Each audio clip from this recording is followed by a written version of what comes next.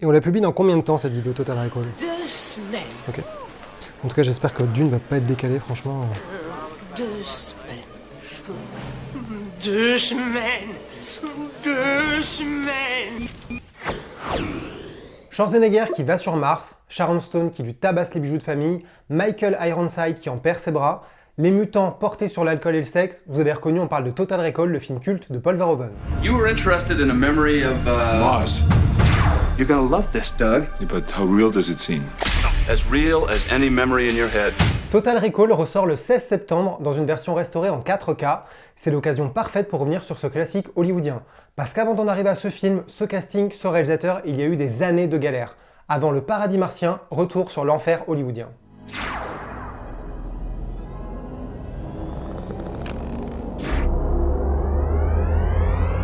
Total Recall, à l'origine, c'est une nouvelle de Philip K. Dick qui s'appelle Souvenirs à vendre, publiée dans les années 60. Philip K. Dick, le nom vous dit quelque chose et c'est normal. De ses œuvres sont nés quelques films très cultes comme Blade Runner, Minority Report ou plus récemment la série Le Maître du Haut-Château diffusée sur Amazon. Dans les années 70, le scénariste Ronald Shusett achète les droits de la nouvelle Souvenirs à vendre. Il met sur le coup une connaissance à lui qui s'appelle Dan O'Bannon.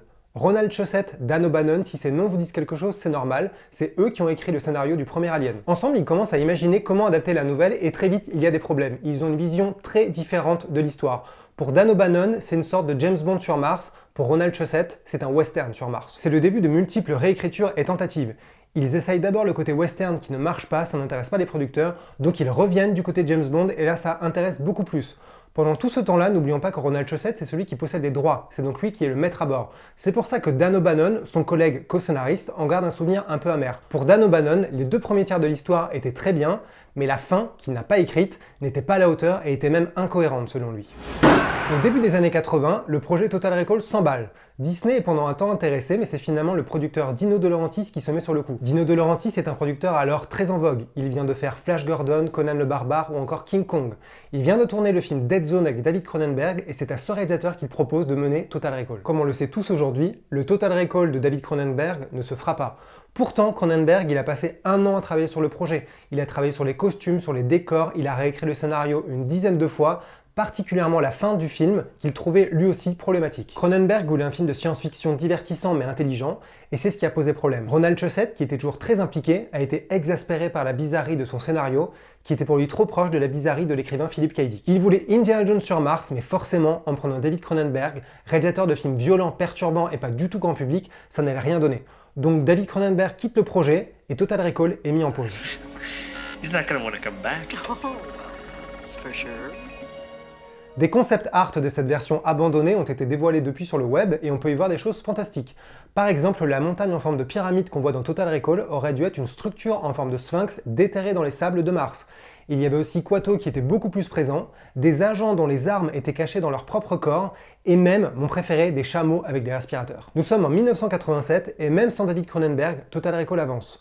Le producteur Dino De Laurentiis veut toujours en faire un énorme film et il va même jusqu'à caster Patrick Swayze dans le premier rôle. Mais là encore, tout s'écroule, cette fois à cause d'une histoire d'argent.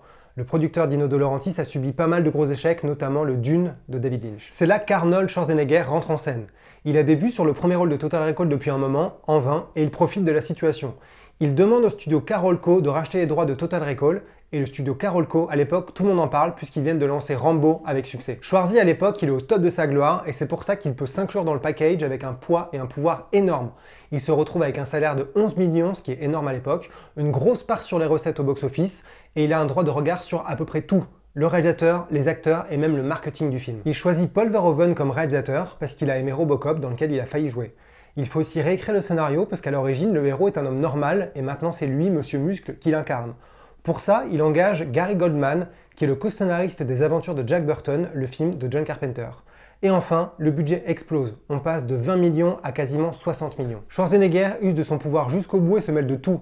Moins d'1 mois avant la sortie du film, voyant que Total Recall ne créait pas suffisamment d'attente, il demande une nouvelle bande-annonce. Your mind. It is the center of your life. It is everything you hear. Et il a bien eu raison puisque l'excitation autour du film monte en flèche.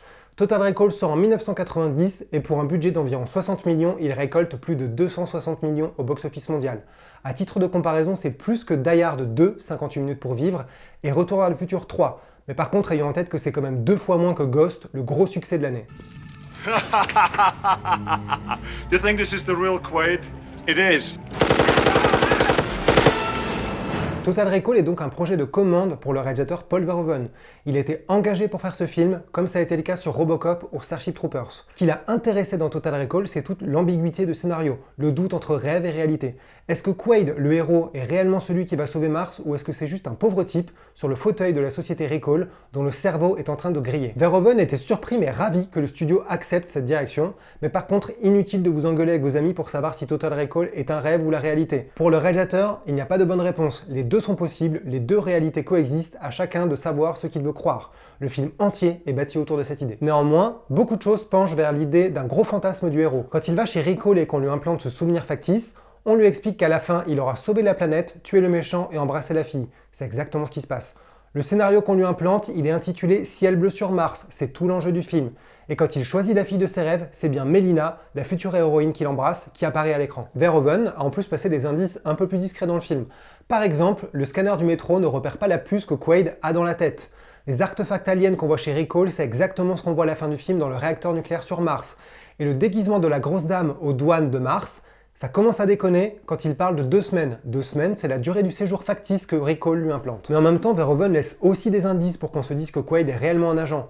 Les regards et les réactions de sa femme Laurie et de son ami Harry dans la première partie du film peuvent vraiment laisser croire qu'ils sont en train de le surveiller. Tout ça, c'est vraiment évident quand on revoit le film. Évidemment, la scène qui illustre le mieux toute cette ambiguïté, c'est celle où le docteur vient sur Mars pour donner une pilule et réveiller Quaid. Le héros décide de l'abattre parce qu'il voit une goutte de sueur sur son front. Pour lui, c'est évident, si tout ça est faux, pourquoi suer, pourquoi stresser? Mais en même temps, ce docteur, il lui explique tout ce qui va se passer après. Il lui dit, si vous décidez de ne pas prendre cette pilule, les murs de la réalité vont s'effondrer. C'est ce qui se passe juste après. Des agents viennent et explosent un mur. Il lui dit aussi qu'il sera le héros des rebelles et l'ami de Coagun, le grand méchant du film. C'est la vérité, puisque le héros découvre qu'il est un traître à la cause des rebelles. Le docteur lui explique également qu'il aura des visions folles de la civilisation martienne, ça arrive, et il lui explique qu'il finira lobotomisé, et on peut se dire que la fin du film, avec ce fondu au blanc, c'est la confirmation. Shit. Get your ass to Mars. Get your ass to Mars. Ce jeu avec la réalité, l'illusion et la paranoïa, ça vient évidemment de l'écrivain Philip K. Dick.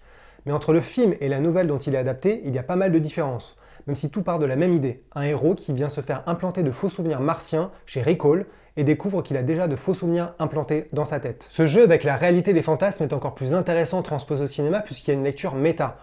Comme le héros du film, le spectateur a envie de rêver, il veut se croire espion, il veut vivre une folle aventure. Comme le héros du film, le spectateur s'assoit dans un siège, prêt à réceptionner un programme contre une modique somme d'argent. Dans les deux cas, il y a une transaction et une envie de rêver. Avec Total Recall, le spectateur, il est comme le héros, il veut croire à ce fantasme, il veut aller jusqu'au bout, et pendant 2 heures, lui aussi, il refuse de prendre la pilule. Il ne reviendra pas à la réalité, il veut vivre l'aventure jusqu'au bout, même s'il sait qu'au fond, c'est faux. Keep still. Fighting just makes it hurt. Total Recall est également important pour une autre raison, c'est l'un des derniers grands films hollywoodiens à avoir été fait sans images de synthèse ou presque. Évidemment, ça a posé beaucoup de défis techniques à l'équipe. Si on regarde par exemple les paysages martiens qui sont tous en miniature, l'effet de profondeur à créer en studio, ça a été très compliqué. Normalement, on utilise la fumée pour créer de la profondeur, de la texture, avec par exemple des nuages, parce que sinon le décor il est tout plat et donc on n'y croit pas du tout. Là, comme on est sur Mars, il n'y a pas d'atmosphère. Ils ont donc dû user d'autres stratagèmes. Pour le scanner du métro, l'équipe a voulu utiliser la motion capture, qui à l'époque n'était pas du tout utilisée dans le cinéma. C'était plutôt réservé au sport de haut niveau, comme le golf, pour filmer les mouvements des sportifs. Ils ont donc filmé Schwarzenegger avec des grosses balles sur lui, dans l'intention de reproduire ses mouvements par ordinateur. Le résultat n'a pas vraiment été à la hauteur, c'est pour ça qu'ils ont trouvé d'autres stratagèmes, que ça a été très compliqué, très long et que le résultat reste quand même sacrément impressionnant pour la fin des années 80. Les maquillages et animatroniques ont été gérés par Rob Bottin qui est très connu des amateurs de genre. Il a travaillé sur le film de loup-garou Hurlement de Joe Dante et The Thing, le film culte de John Carpenter. Les animatroniques, c'est les versions robotisées du visage ou des corps des acteurs selon les besoins d'une scène. Par exemple, quand Schwarzenegger retire la puce de son crâne, quand il a le masque de la grosse femme à la douane martienne ou quand ses yeux sont exorbités, ce sont des animatroniques. Une anecdote assez amusante qui montre à quel point le rendu de ces animatroniques était incroyable, lorsque Verhoeven a regardé les tests de Kuato, le mutant rebelle caché dans le ventre d'un des personnages, il a cru que c'était un des acteurs et qu'il avait tourné ça dans son dos avec Rob Bottin. Il y a un plan qui montre toute la folle ambition de l'époque. C'est celui où on découvre Quaid dans un train, la caméra part et on découvre tout le paysage martien. Tout est vrai dans ce plan-là. Le train miniature, les maquettes des décors à différentes échelles, des effets d'optique pour créer la vitesse au début du plan, et l'image de Schwarzenegger projetée à l'intérieur du wagon miniature grâce à un projecteur spécial mis au point pour le film Abyss de James Cameron juste avant. Total Recall, c'est donc le chant du cygne d'une certaine idée du cinéma, d'une époque où les effets spéciaux étaient réels, étaient concrets, filmés sur le plateau, avant l'avènement des images de synthèse et avant qu'ils viennent petit à petit gagner du terrain.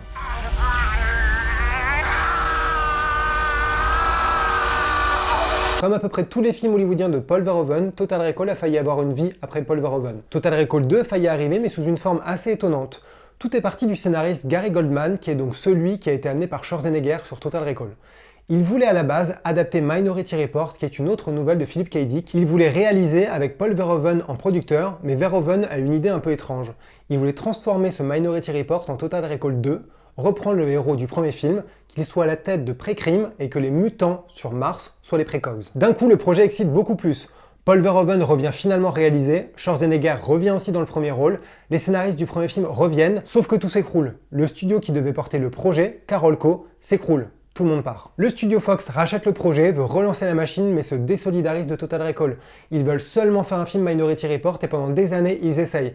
Jusqu'à ce que Steven Spielberg arrive et s'intéresse au projet. La suite on la connaît, il en a fait un super film avec Tom Cruise. En 1999, il y a la série canadienne Total Recall 2070. Là encore, c'est un mix étonnant entre deux choses, Total Recall, mais aussi la nouvelle Les androïdes rêvent-ils de moutons électriques, plus connue au cinéma sous le nom de Blade Runner. L'histoire tourne autour de deux policiers qui enquêtent sur des androïdes liés à la société Recall. La série ne rencontre pas vraiment de succès, elle est annulée après une seule saison. À la même époque, un Total Recall 2 est remis sur les rails par les frères Weinstein. Aujourd'hui, ils sont connus pour de tristes raisons, mais à l'époque, ils ont le vent en poupe, ils sont notamment derrière la saga Scream. L'histoire reprend directement après la fin du premier film, avec Quaid qui se réveille sur Terre chez Recall pour découvrir que tout ce qu'il a vécu était en fait faux. Il essaie de reprendre une vie normalement, retrouve un travail, mais se retrouve vite lié à une histoire de complot politique, il est envoyé dans une prison dans l'espace, il retrouve les rebelles, apprend que Melina la brune du premier film est en fait morte, il affronte des clones de Sharon Stone, mais sauve la situation. Sauf qu'à la fin, évidemment, le doute est permis, peut-être que tout ça, c'était faux. Schwarzenegger, qui était potentiellement intéressé par tout ça, enterre le projet. Les Weinstein ne désespèrent pas et lancent l'écriture d'une nouvelle version pour essayer encore une fois de convaincre Schwarzenegger. Ça ressemble pas mal à la première pour le démarrage. Quaid se réveille encore une fois chez Recall sur Terre et on lui dit que tout ce qu'il a vécu était faux. Sauf que très rapidement, il réalise qu'il a en réalité été piégé. Le reste, c'est une histoire d'agents d'élite à la mémoire contrôlée, de Terre qui menace d'être brûlée par le soleil et de plans incroyables pour faire exploser Mars afin de sauver notre planète. À la fin, Quaid se réveille chez Recall et se dit encore une fois qu'il a peut-être tout rêvé. En tout cas, Schwarzenegger dit non encore une fois et cette fois ce Total Recall 2 est vraiment enterré. Comme personne n'a réussi à faire Total Recall 2, l'idée d'un remake commence à germer. En 2012, ça donne Total Recall de Len Wiseman avec Colin Farrell dans le premier rôle. D'un côté, ça se rapproche un peu plus de l'œuvre originale de Philip K. Dick, tout se passe sur Terre. De l'autre, ça ressemble vraiment à un pur et simple remake. Par exemple, les personnages de Laurie et Melina viennent directement du film de Verhoeven. Dans tous les cas, ce serait un échec. Il a coûté dans les 125 millions officiellement, il en rapporte 200 au box-office mondial. C'est un pur échec, tous les espoirs de suite sont abandonnés. We're married.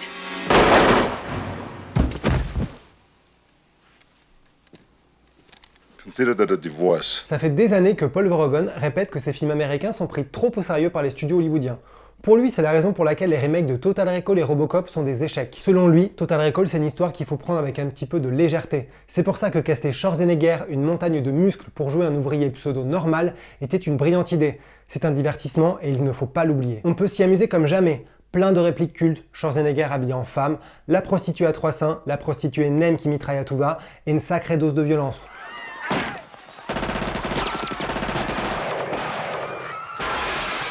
On peut y rêver comme jamais. C'est l'un des premiers blockbusters à avoir été sur Mars, d'où des visions martiennes de paysages toxiques et d'artefacts qui sont franchement fantastiques. On peut s'y émerveiller comme jamais. La magie des effets visuels, des maquillages, toute équipe a reçu un Oscar spécial des effets spéciaux à l'époque pour leur contribution dans le domaine.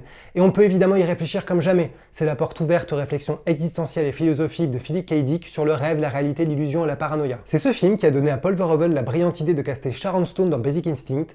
C'est également une dose d'images marquantes et traumatisantes, des yeux exorbités sur Mars, au mutant Quato dans le ventre d'un personnage. Même si on a tendance à trop le dire, on peut affirmer que ce Total Recall ne pourrait plus être fait aujourd'hui, parce qu'il est beaucoup trop bizarre, beaucoup trop violent et beaucoup trop fun. Bref, personne se risquera à dire que Total Recall c'est le meilleur film hollywoodien de Paul Verhoeven, mais en tout cas, il est clairement en haut du podium. Voilà, cette vidéo elle est terminée. Comme d'habitude, dites-nous dans les commentaires si vous avez aimé, pensez à vous abonner à la chaîne Écran Large, et si vous voulez que je fasse une nouvelle vidéo sur un film de Paul Verhoeven après Starship Troopers et Total Recall, dites-le nous dans les commentaires et pourquoi Showgirls. Salut! Stop! Bye.